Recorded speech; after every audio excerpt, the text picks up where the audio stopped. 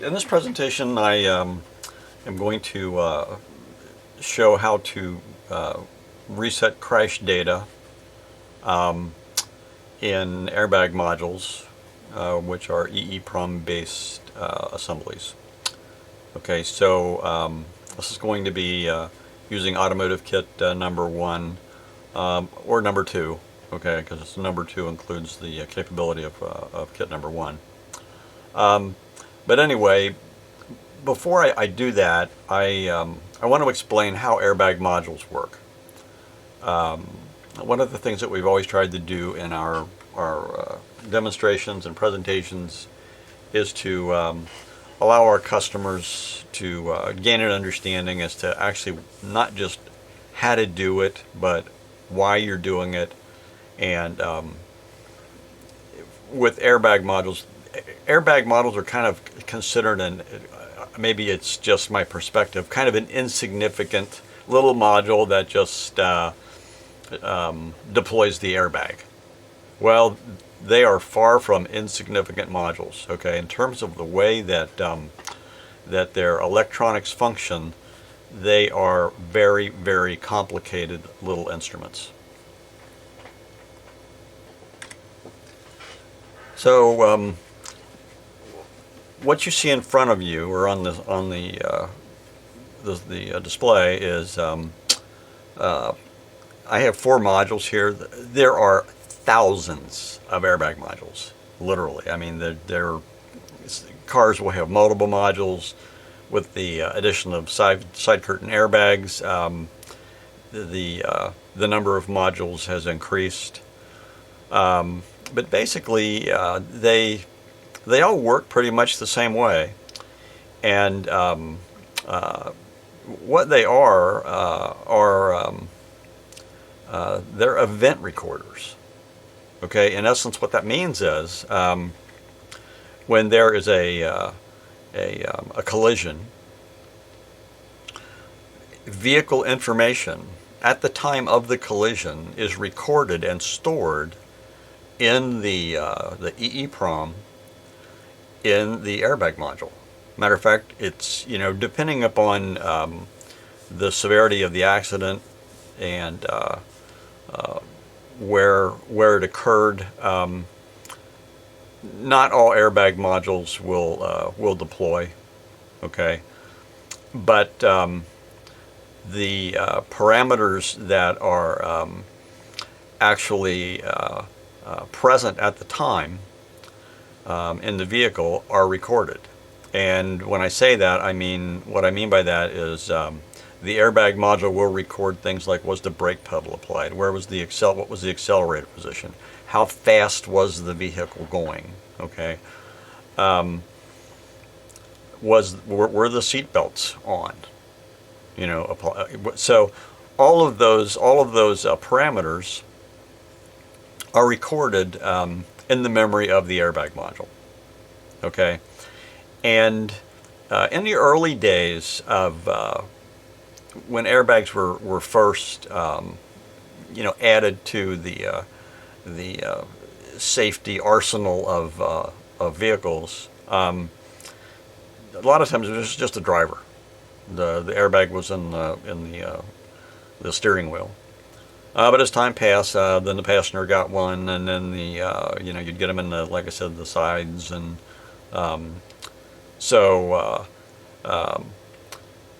once that was done, then you needed more sophistication in the airbag module itself.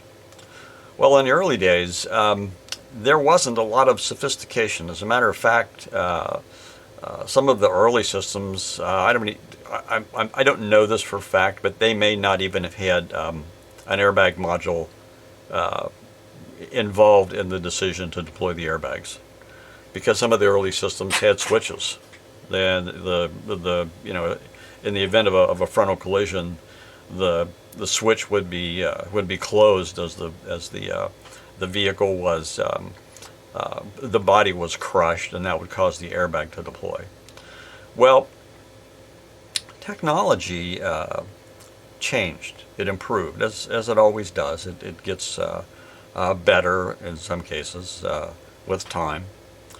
And the engineers were presented with the opportunity to not have to have external sensors to sense a collision. So what replaced the external sensor were little what I guess would best be described as little accelerometers, which are parts that will be able to sense an impact, the direction of the impact, and it'll differentiate that from normal movement of the vehicle.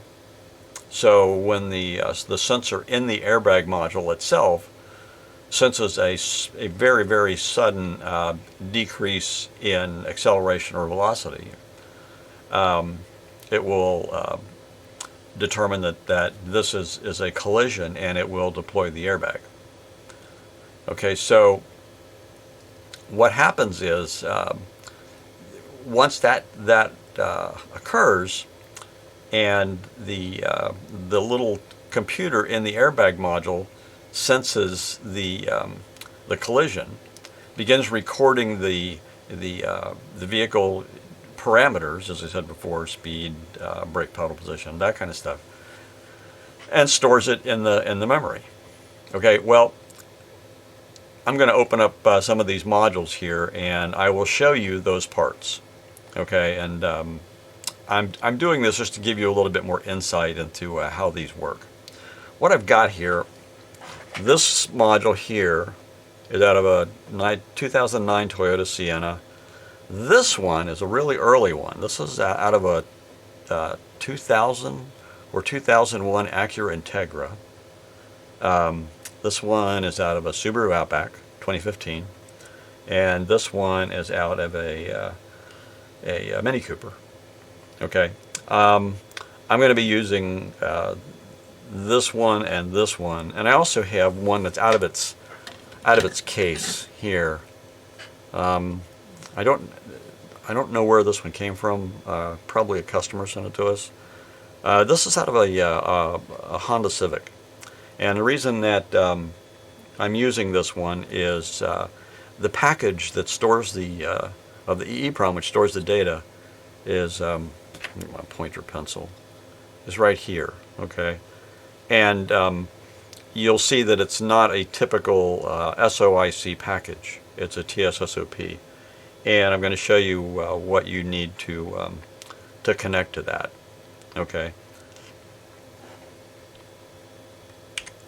All right, so let's open these up. I've taken the screws out of them, but you can, when you get a module, usually, unless it's potted, in which case if it's potted, you're going to have to pry around the potting material in order to gain access. The electronics is usually pretty easy to access and easy to work on. Okay, so let's open up. Tell you what, let's do the Mini Cooper first. I'll move the other ones out of the way here because I want you to see. This one is a good example of something that else that I want to point out. Okay, here's the module. Take this back off here. And flip it around. The eeprom, which stores the data, is right here. Okay, and it's a 95 series SPI part. It's a 95 128, and it's a standard size part, standard SOIC part. But the thing that I wanted to point out is this.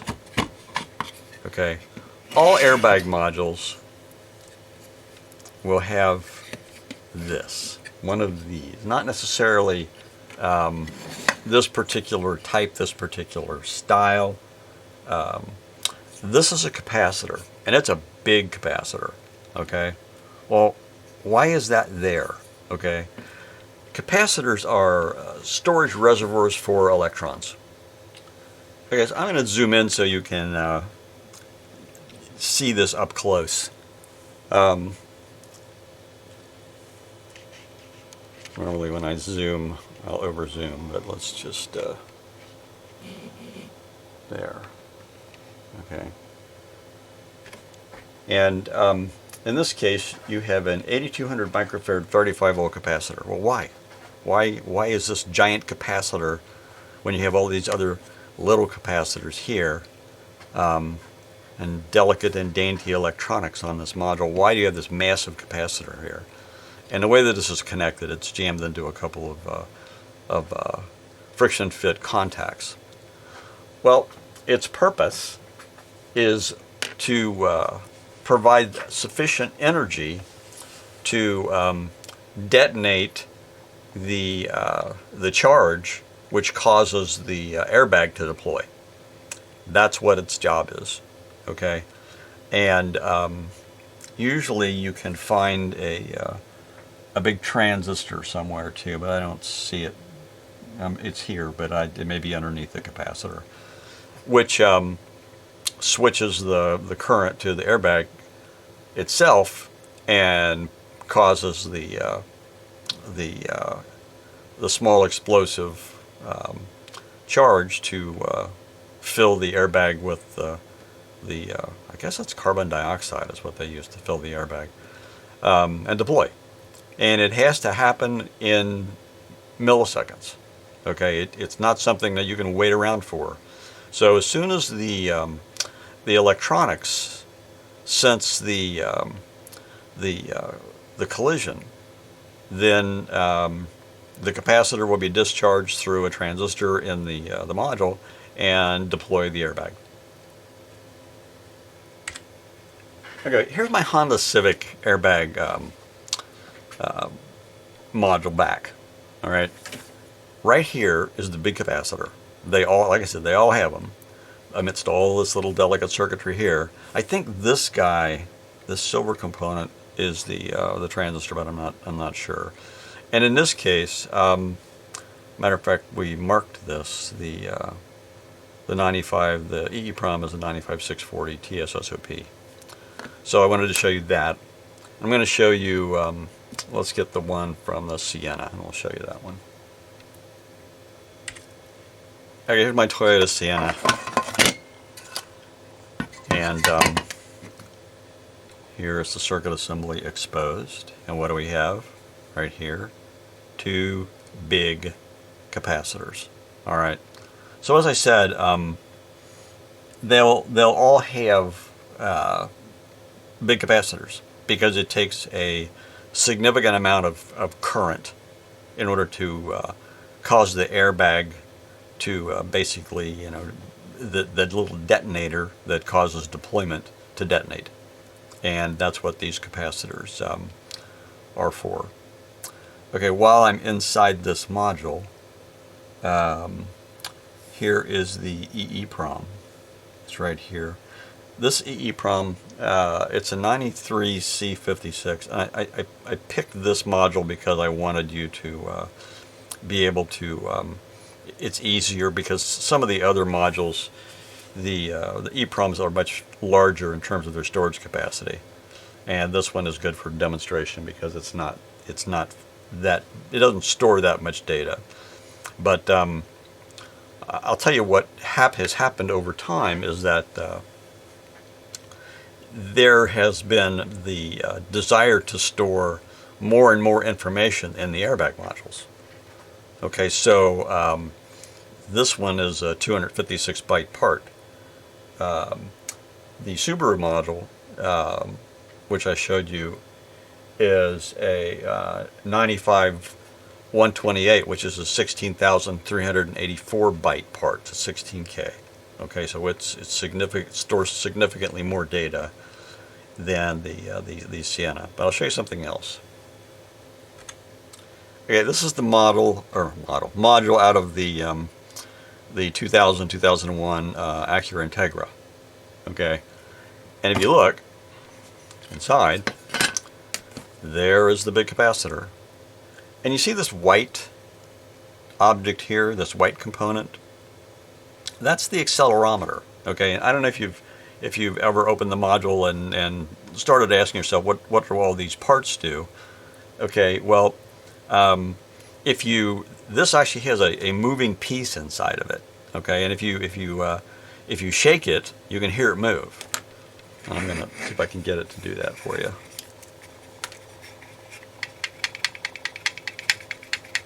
I hope you can hear that, the rattle.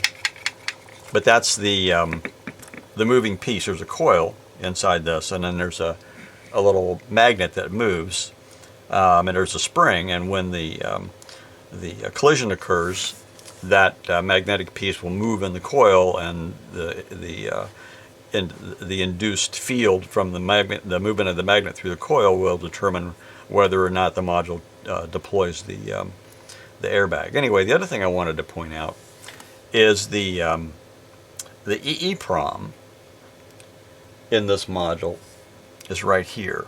Okay, this is a 93C46, which is a 128 byte part. So the information that they were storing was not that much. Okay, they had 128 bytes of storage capacity. So in the 2000-2001 time, they really weren't storing, that much information. Although, 128 bytes is more than enough to store speed, throttle position, brake application, all of that. You could fit all that information in there. But I wanted you to see that. So this is kind of an early airbag module, but the components are still there. Capacitor, the little computer that runs it is right here, microcontroller, eeprom, acceleration sensor, and the big deployment firing capacitor is right there. Okay, the next thing that I want to show you is how information is stored in an airbag module in terms of the quote-unquote the crash data. Okay, and to do that, I'm going to use my Toyota Sienna module, which you see here, and the eeprom is right here, which is it says on this eeprom S220. Well, that's a Seiko part, and it's the same as a 93C56, but it's made by Seiko. So you could enter S220 or 93C56, and I just used 93C56 for this demonstration. So what I'm going to do is attach the clip, and we're going to read the data from the eeprom. Okay, I have the clip hooked up to the part. I tell you what I'm going to do. Okay, we didn't have any virgin airbags. Basically, undeployed airbags. So I've set up a demonstration scenario here where I'm going to read the data from this module, and it's already had its crash data removed. Okay, so you can see what that looks like. Then I'm going to simulate a collision. You'll see crash data. We'll put crash data into the module. All right, and then what I'm going to do is I'll use our product in order to clear the crash data, so you can see how that's done. Okay, so I already set the computer up with our software running and everything. If you haven't seen that done, we have lots of videos which show the various aspects of that. So here is the computer display. We've got the 93C56 selected, and the next step is to read the data from this module, and it's already been cleared. So let's look at what it looks like before a collision. Okay, so I'm going to go to Buffer Editor, Command 5, and I'm going to press G. and there is the data that's in the eeprom 93C56 in this module prior to a collision. Okay. Now I'm going to put information in. I already know where the crash data is going to be stored. Okay.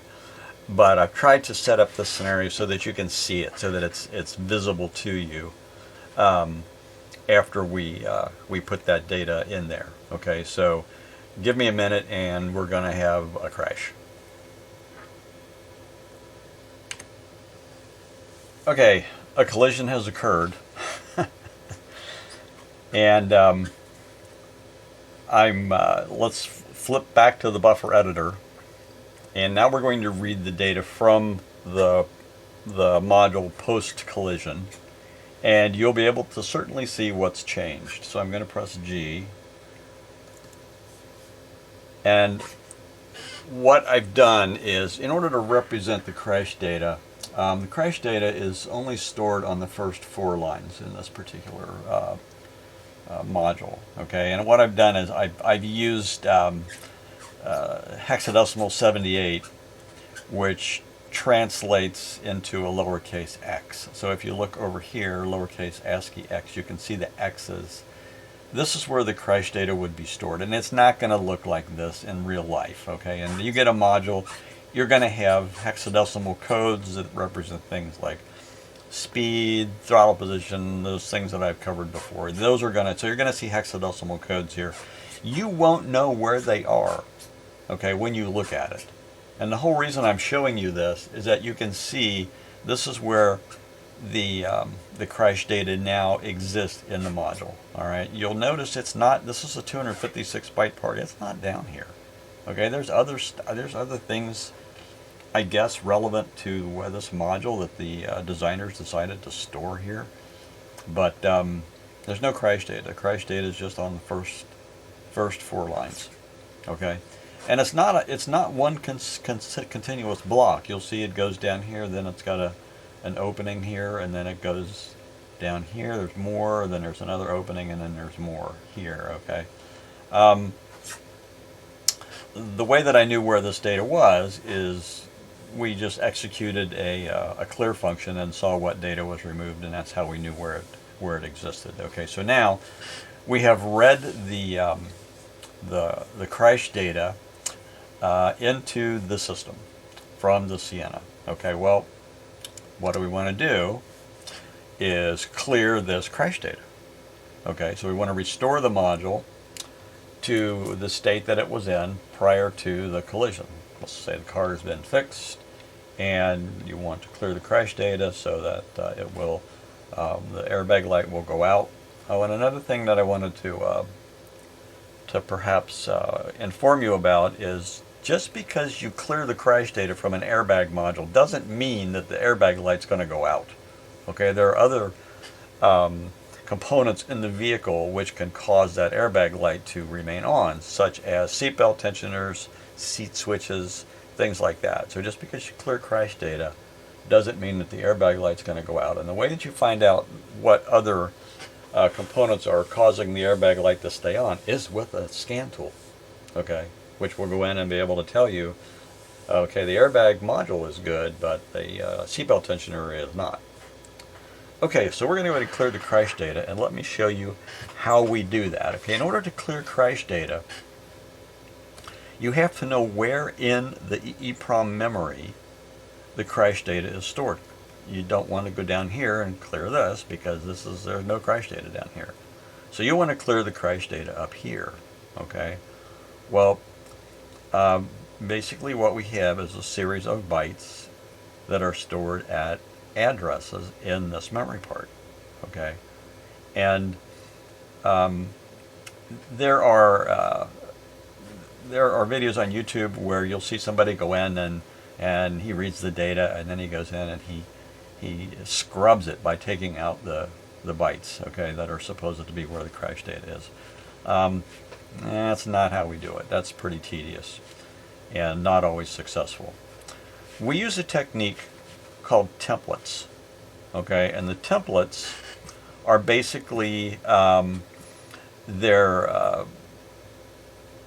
descriptive parameters. They're parameters that define where the crash data is stored and what the replacement data needs to be. Okay, so let me show you a template and how to get to a template. Matter of fact, let's go to the template for this module. Get out of this, okay, because by the time we're done with this, we will have cleared the crash data. Okay, now our template files are in a couple of librarian entries called Airbag 1 and Airbag 2. All right, so I'm going to press Path, and I'm going to go to Airbag 2, since Airbag 1, this is a Toyota, okay, these are alphabetically listed alphabetically. So Airbag 2 is going to be where the files are. So Airbag 2 is highlighted. I'm going to press Enter, and now I'm going to press L for Librarian. Okay, and here are all of the vehicles that are in Airbag 2. You see it starts with Renault, and when I go down to Toyota 3, you can see down at the bottom in the lower pane here it says template for Toyota, Highlander, Hilux, IQ, Land Cruiser. Okay, well, let's go to Toyota 4, and we have templates for Sequoia and Sienna. Okay, well, okay, let's press Enter again, and now we'll move down into the lower pane, and you see you have a cursor up here. All right, now we're on the Sienna line, the Sienna entry. We only have one entry for Sienna, and that aligns with the module that we have. Okay, and let's just look at what's on this line. Okay, here's the model number. Let me use the other pointer. Let me use the cursor pointer. This is the model number. This is the eeprom part number 93C56, so you know which part you're working with. These are templates. Okay, anything in between two square brackets is a template. All right, so for this to clear the crash data from this module, there are 3 templates. The first template, this number is a start address, this number is an end address, and this number is the data which is to be placed between the start address and the end address. Okay, then the second template, this is a start address, which is 2B. This is an end address, which is 3.1. And again, the information to be placed between those addresses is 0.0. All right. The third template is start address of 3.4, end address of 3D, and the data is 0.0. All right. So what we're going to do is we're going to execute this template. All right.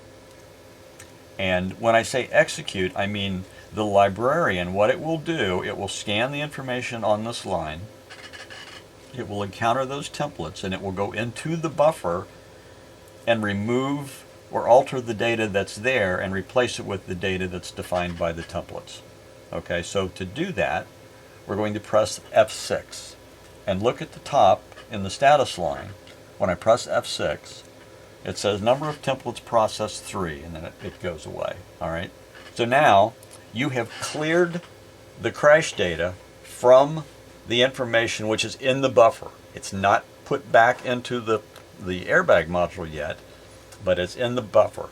Okay, so let's exit the librarian now that we have executed the templates and cleared the crash data, and look at what is back in the buffer. All right, Command 5. You'll see that the 7/8 and the lowercase x's are gone, and the information as it was defined in those 3 templates has been placed into the buffer. So now the crash data is cleared. Okay, well, what do we want to do? Crash data is gone. Let's put it back into the module.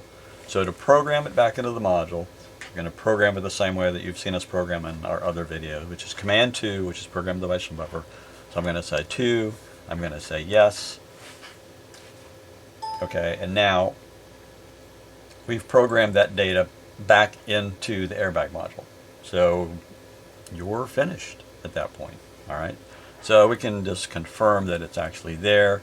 Let's clear the data from the buffer and then reread the part, and you can see that the crash data has been removed and replaced with the cleared information that was placed there by execution of the template.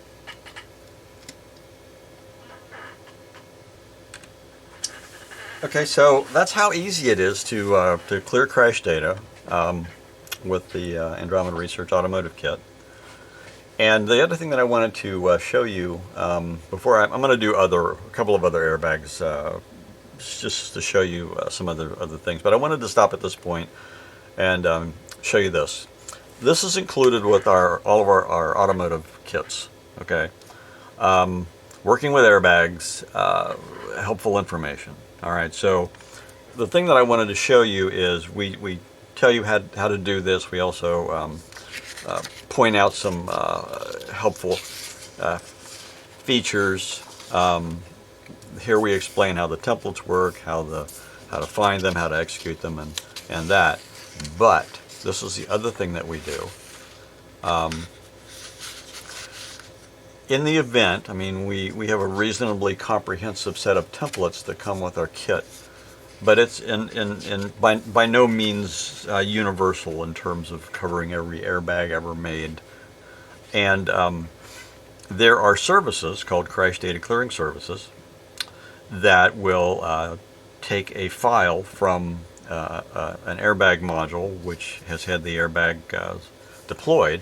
They'll scrub it for you, and then they will send it back to you. They'll email it back. Clearly you pay for the service. But once they scrub it, then you program it back into the module and you're done. Okay, so basically they do the same function that we do with templates. They have their own system which works the same way.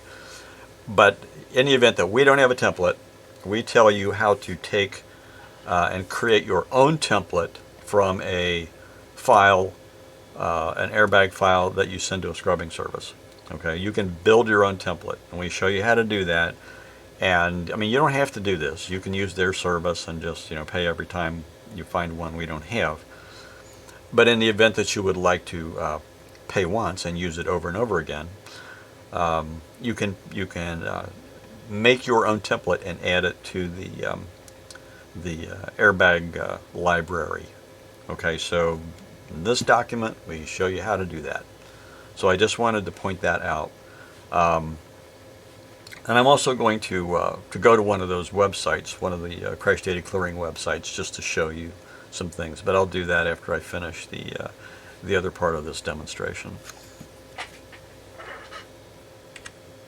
Okay, this is my airbag module again from the Honda Civic, and once again I'm going to point out this is the eeprom. This is a 95640. Okay, it's an 8K 8192 byte part. This module also has an eeprom here, which is a 95320. Okay, which is half the size of a 640. This does not store crash data. I'm not sure why there are two, but there are two. The crash data is stored in this part. Okay. The way that you know that is many times if you have use a crash data clearing service, or if you look at our template, we tell you the part number. So if you enter the model number of this module on our template line, it'll say 95640. The other thing that I want to point out is that this is a little teeny weeny part called a TSSOP, then shrink small outline package is what TSSOP stands for. And when you get it down and you're using whatever magnification device you're using, or you have really, really good eyes, which I no longer have, you'll see the part number on here says 9564. Okay, well, there is no such part as a 9564. They ran out of space, so they just left off the 0. So it's a 95640. Same is true with this one. It says 9532. There's no 0 because they didn't have enough space. The smaller the parts get, the more difficulty they have in printing a number, so they end up using part number fragments. And we include a document which helps you find those, called How to Identify and Locate a Part Number and Serial EEPROMs and Motorola microcontrollers. That comes with our kits as well. Anyway, I wanted you to see that, and I'm going to zoom in so we can get a better look. Okay, that's about as close as I could get it and still have the camera focus. But if you look there, you can see it says 9564. There is no 0. Okay. The other thing that I wanted you to see is the size of that part compared to a regular SOIC. The TSSOP packages, they're wider than they are tall. Okay. And there's no clip. We don't have a probe that connects to this part. The connection option that we offer is the precision probe set. And the precision probe set, those probes are they're optional, and they're like sewing needles with jaws. And I will show you what I mean by that. Let me get one out and extend its jaws so that you can see, because the next part of the demo I'm going to do this particular module. Okay, I'm holding this probe so that you can see the size of the jaws. They're really tiny. I'm going to let go and you can see that they retract into the end of the probe. That's what you use to attach to the leads on this component. Okay, and I already have the probes hooked up for the next part of the demo, and I'll put that up here so you can see what that looks like. Okay, this is the same module number, but it's a different module. You can tell because the black arrows are not there. I hooked these probes up in advance so that you could see how they would be attached. But anyway, there are 8 different colors, brown through gray, just like all of our other connection options, where brown is 1, red is 2, orange is 3, yellow is 4, and so forth, that we're through 8, which is gray. Okay, but this shows the connection option for this part. These are the teeniest probes that that we offer, and so that you understand how they work. The metal snouts on these probes are Teflon coated surgical steel, so they can actually touch and not short. Okay, so they're actually insulated from each other. So if the barrel of the probe touches an adjacent probe, it doesn't short out. The jaws can't touch, obviously, but the probe bodies can. So I wanted you to see that. That's how you connect the automotive kit to one of these TSSOP parts. Okay, this is the assembly with the probes attached from a zoomed out view. And I wanted to point out to you something. When you work with the precision probes, they have such a low mass that once you attach them, they'll move around, because the point at which they're attached to the part is a pivot point. So as you're putting the probes on, the probe that you just put on will, move about. So a trick that I use, and I'll just show you and try to pass along tricks that will be helpful in your work. Once I get the probes attached, I put Scotch tape to hold the wires in place, and then when I'm done, I pull it off. I don't have any tape on this side of the assembly, but I do have it taped here. So once the probes are there, if the probes start moving around, sometimes they'll come off, and then you get frustrated because the probe has come off and you get to reattach it. The other thing is you have to be sure that when you put the probes on, the part is clean, because the little jaws have to go and basically grasp the part lead, and that means they've got to go behind it and then pull the probe snout down against the leg. If you have humidity sealant behind the leg, okay, the probes will not attach properly. So you need to make sure that part's clean. Sometimes you need to take a dental pick and pick out any remaining humidity sealant, but the Tech Spray conformal coating removal pen, which we use, it's right here. This is a handy object, a handy item to have.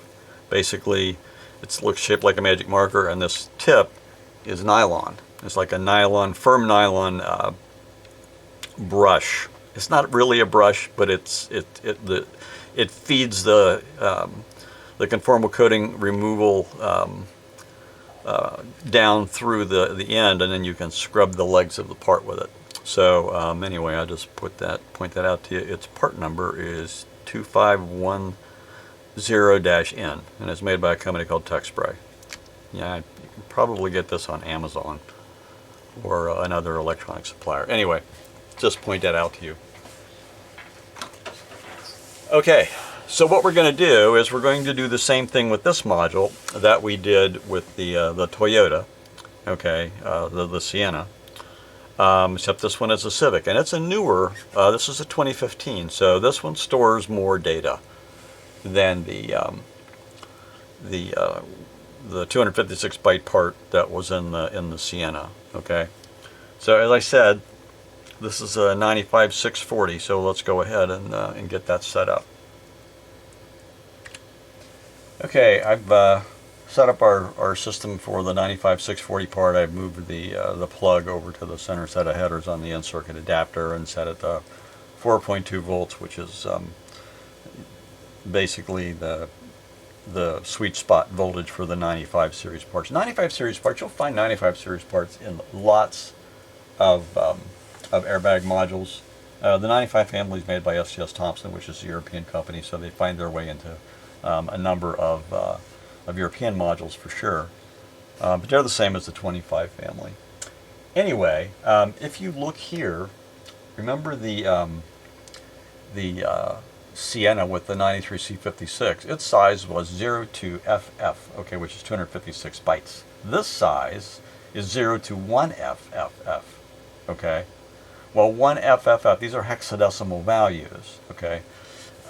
That's 8,192 bytes. Basically, the 640 is the number of bits in thousands, so it's 640,000 bits. Actually, it's more than that. But if you divide 640,000 by 8, you'll get bytes, and that's 8K. So 1FFF is 8K, and the 93C56 was 256 bytes. So this one stores significantly more data. So let's go ahead and read it. All right, go to Command 5, press G, and you can see it's taking it longer because there's lots more data to read in this part. Okay, it read it, now it's comparing it to be sure that we have a good read. And there's the data from the module. Now, if you look, this has crash data in it, all right, but it's not at the first part. Okay, so we're going to use the down arrow key, and I'm going to move down. Still no crash data, still no crash data, still no crash data. And we get down here, and the crash data starts at address 280. So what's all this stuff up here? Maybe the bin, I don't know. I didn't write the code. Whoever wrote the code wanted to store extra things in the eeprom, so this is where they put it. Anyway, the crash data starts at 280, and we'll just move it on down till let's find the end of it. Still moving, and okay, it ends here at 97 something, not sure where, it's 978. Then we have F's, and then it picks up again here at 990. Okay, so you can see we have different blocks that are used to store the crash data, and I don't know why there are so many locations dedicated to storing the crash data, but there are. Okay, and what we're going to do next is just get to the end here. Okay, this 2000, that's a boundary. That's the end of the beginning would be the beginning of the next part if you had, you know, two of these stacked on top of each other. So remember I said the size was 1FFF. Well, this is the end right here. Okay, so that's the last byte in this part. And this data, the crash data, would end at 1F7F. That's the last byte where crash data would be stored. Okay, Well, let's clear the crash data. So we're going to get out of this. We're going to go to path. This is a Honda, so it's going to be an Airbag 1. And we go to the librarian, and we're going to go to, let's see,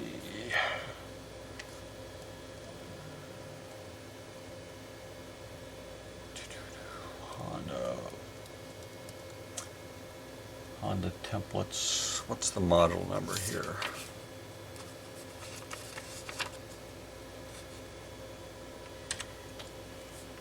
Okay, let's move over to, I think it's in Honda 4. Press enter and we'll go down and see if we can't find it. 77960.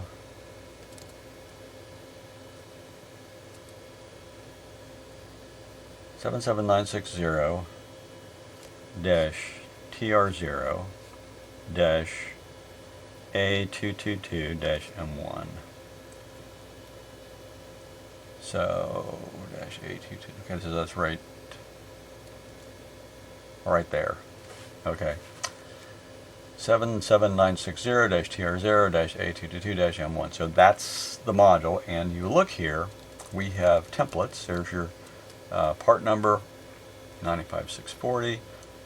We have a template here, 280 to 917. Data will be 00. Same as before, except there are more templates here than fit on one line. And the reason I wanted to show you this is if you have an airbag module that has multiple areas, more than we put on one line, you have to execute all of the templates. Okay, so this one has templates on 2 lines.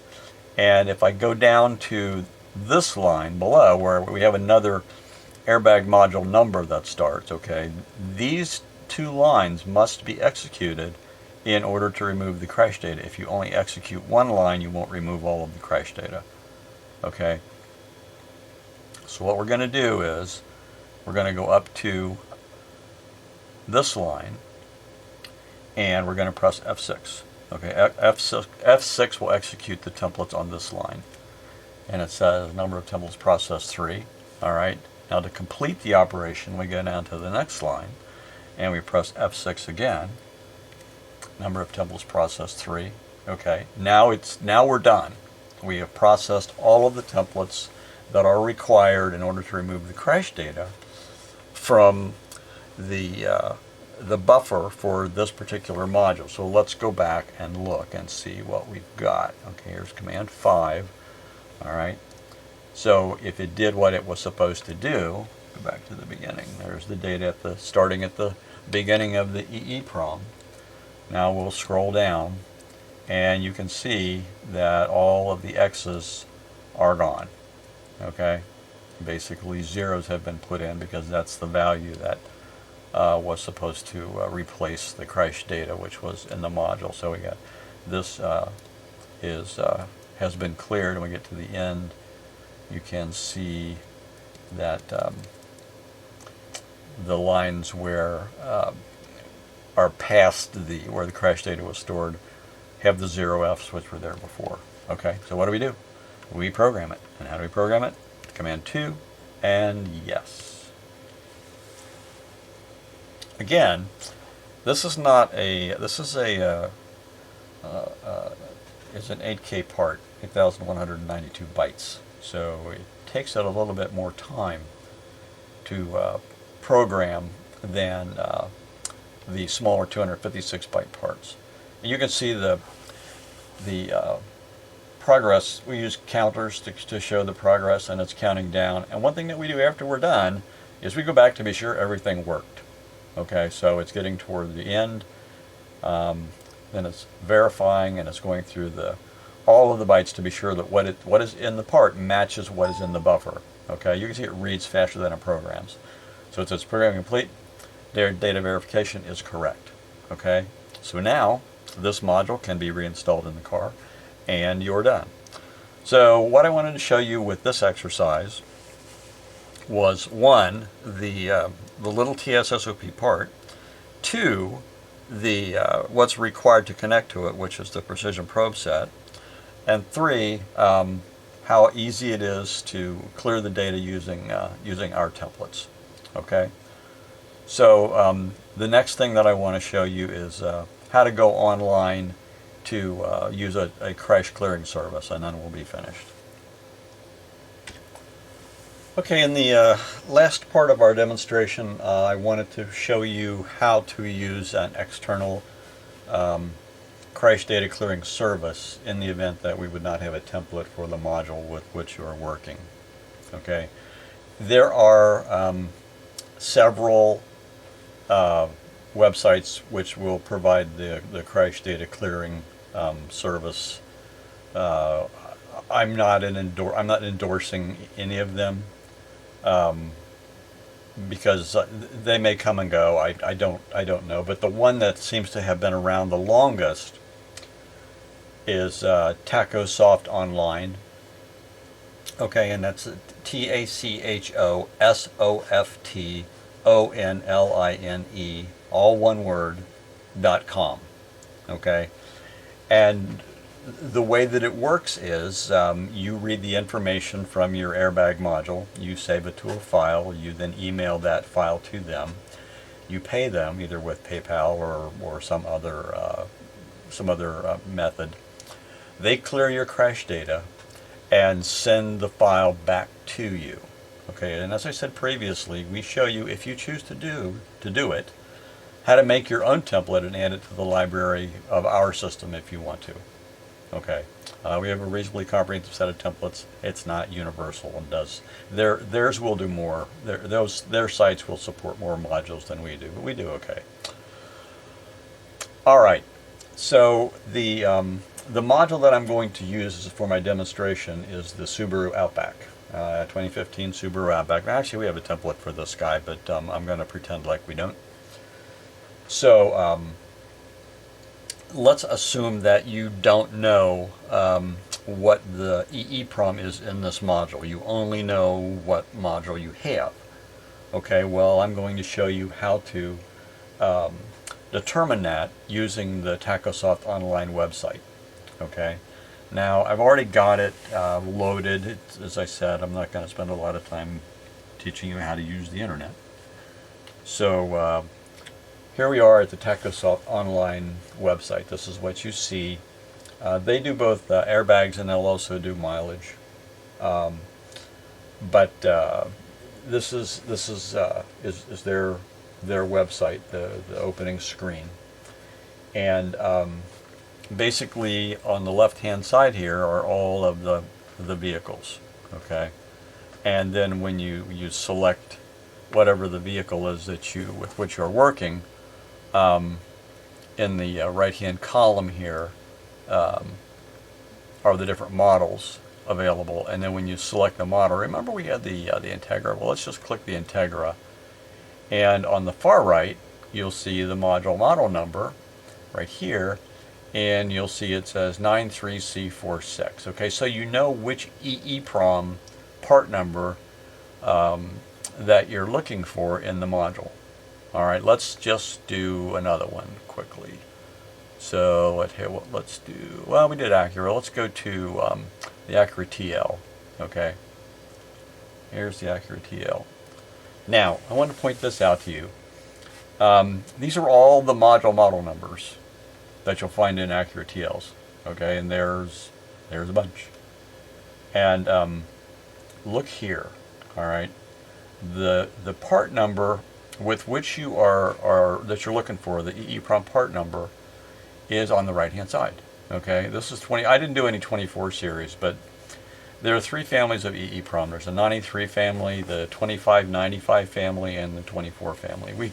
We cover this in the document that we provide on how to locate the eeproms. But anyway, I just want to go down and show you this. Okay, here we have 24 series, 24 CO2, 24 CO2. Then we get down, here's a 25320, 25320, and then we get down here, there's the 95640 that I referenced later. So you can see in the TL all of the airbag modules store their crash data in an eeprom. Okay, eeproms are the primary component used to store crash data. All right, and if you go to you know, the different vehicles and different models, you'll see that.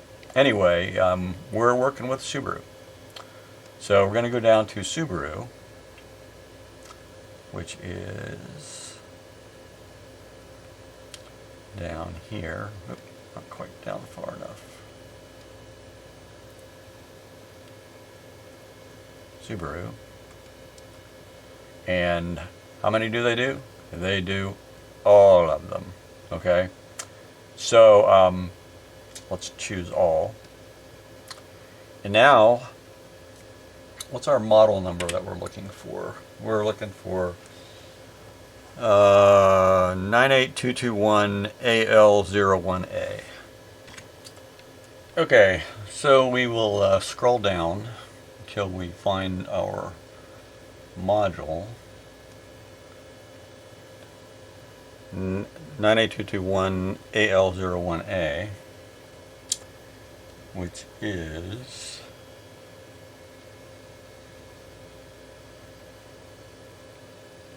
right here. Okay, so we'll go across and you can see that it uses a 95128 eeprom. All right, so that's how you know the part with which you are working. Okay, so you can use the TSSOP online website to determine the part. If you don't know which part happens to be in your module, you can just go to their website. This is free, okay, and they'll tell you the part number with which you're working. Now, the reason they do that is they want you to use their service to clear the crash data. Okay, I'm not going to actually have them clear it, but I will, you know, explain to you how it works. Let me go back, and we will read the data from the Subaru module now that we know which part that we're looking for. Okay, here we are back at the module. Let's take it apart. And right here, I already know where the part is, but here is the eeprom, the 95128. Okay, the 128 is twice as big as the 640. Okay, even though 640 is a bigger decimal number, it's 64,000 bits, and this is 128,000 bits. Okay, now to do this one, I'm going to use the Accutouch probe because I didn't use the Accutouch probe previously, so you can see the Accutouch probe work. So let me switch over to the computer. Well, let's see. Let's put the Accutouch probe on first. The Accutouch probe, you just push it down, align it with the pins on the part, and you push down. Actually, I tell you what, let's take it off of this base. Just have the board on my grid here. And I put the probe over the part, and I'm going to push down. Okay. So, let me get over to the computers. Okay, I've already set up the 95128. So let's go back to the buffer editor, and let's confirm that I actually have the Accutouch probe oriented properly, and I get data from the part. So I'll press Quick View, and yeah, okay. So now we have data. Okay, the first 256 bytes based on the Quick View command. So let's go ahead and read it. Okay, we're going to tell it to read. Press G, and we're reading the data into the buffer now from the EEPROM.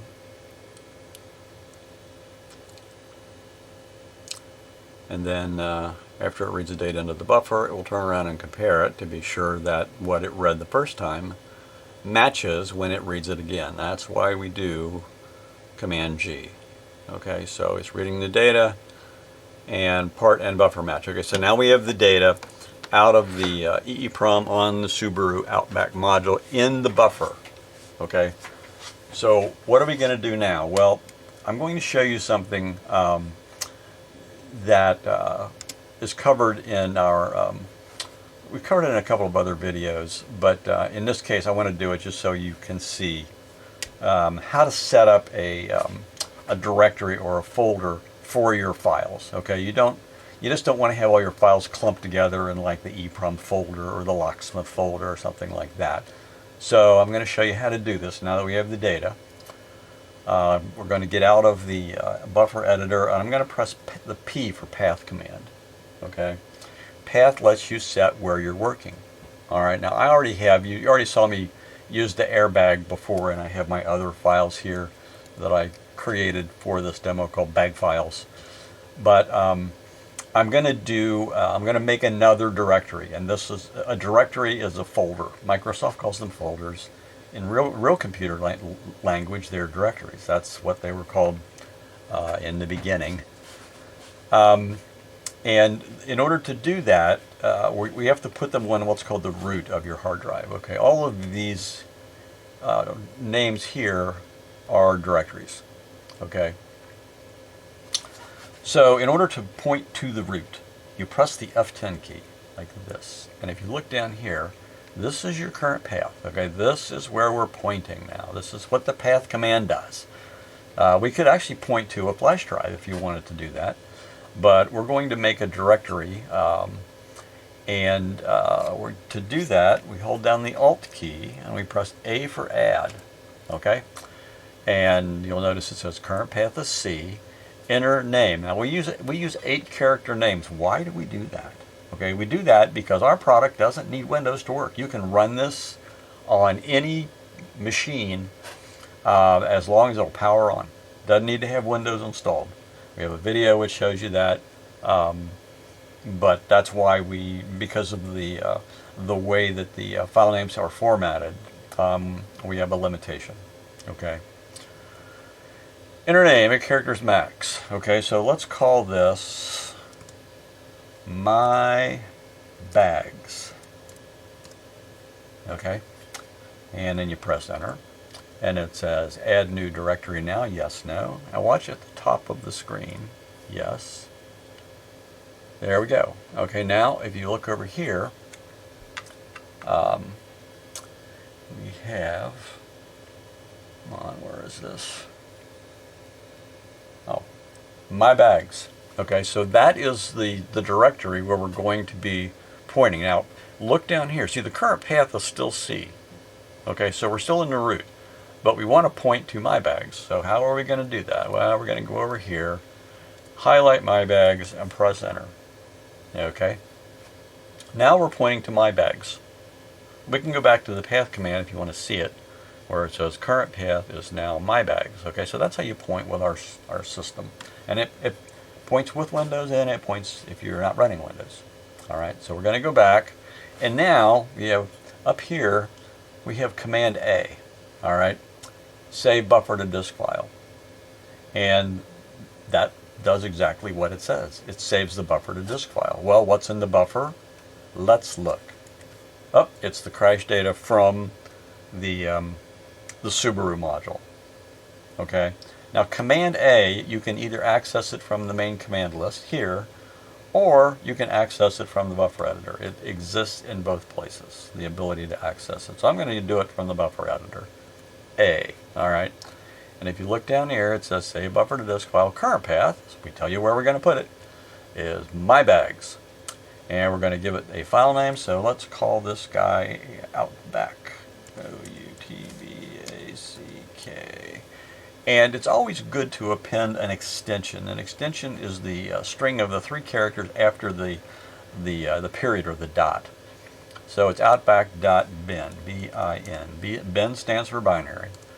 And it says, then you press enter, and it says save defined buffer range. You will say yes, and it'll say file save complete. Okay, well, let's get out of the buffer editor. We're going to press the escape key, and now we're going to go to directory of files, which is going to show us the files that are in My Bags. Okay, and here is our file.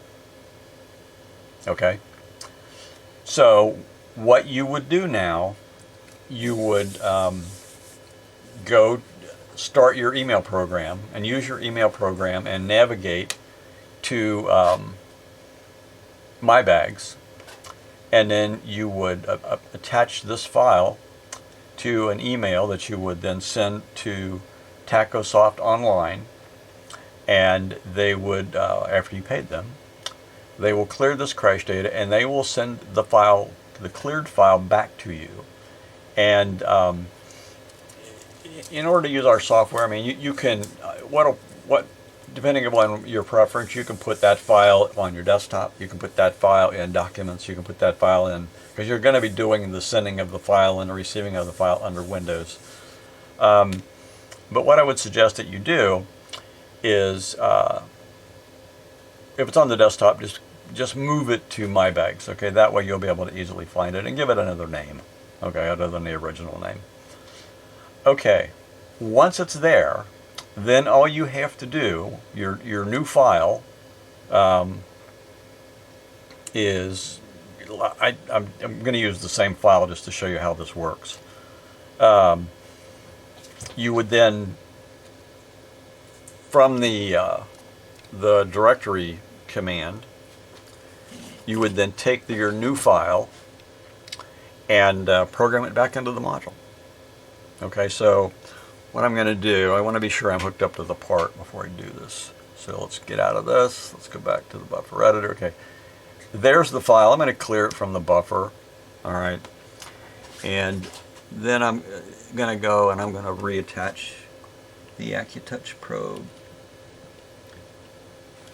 to the part. I'm going to make sure I'm hooked to the part. Yes. Okay, now I'm going to go back to the directory command, and in order to program, if you look down here, it says F3 to program. All right, and I'm going to press F3, and then I'm going to press P to program it. Okay, and I'm holding the AccuTouch probe on the part right now.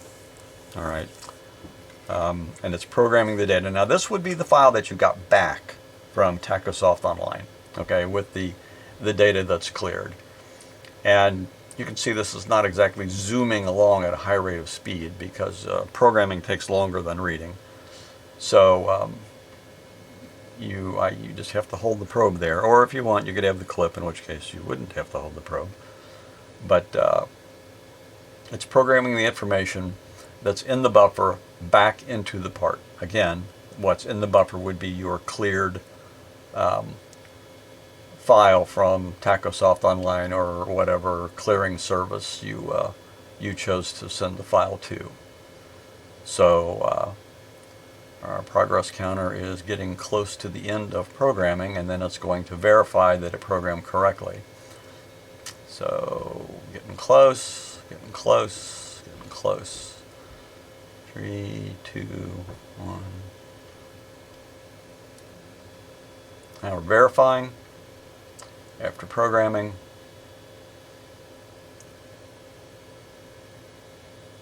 And we're done. Okay, so that's how you would use a crash data clearing service to basically clear the crash data from your file, and then they send you the file back and you save it and program it back into the part. That's how it works. Okay, that is the end. I also showed you how to set up a directory or a folder where you can save your files and load your files from and things like that. So you don't have a whole bunch of files in a spot where you might be confused. So that pretty much wraps up this this demonstration. We've covered a lot. You've seen a lot. But at this point, I hope you understand what is some of the capabilities of the automotive kit when it comes to working with airbags. And that was the point. I wanted to show you that. So again, as I always wrap these up by saying, we certainly do appreciate the time you've invested in watching this. If you find this information informative and useful, then you can subscribe. We would certainly appreciate it if you would like our videos. And if you are interested in our products or would like additional information on our products, you may contact us.